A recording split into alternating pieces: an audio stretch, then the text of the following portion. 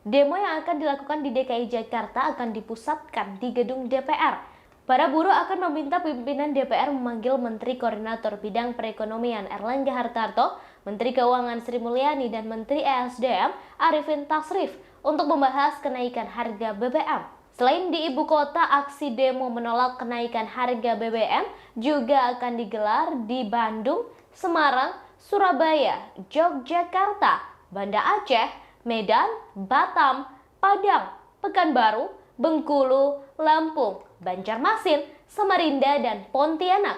Lalu Makassar, Gorontalo, Sulawesi Utara, Ambon, Ternate, Mataram, Kupang, Manokwari, dan Jayapura. Dikutip dari Tribunnews.com Minggu 4 September 2022, Iqbal mengatakan daya beli buruh sudah turun 30% saat ini. Dengan kenaikan harga BBM, maka daya beli akan semakin merosot menjadi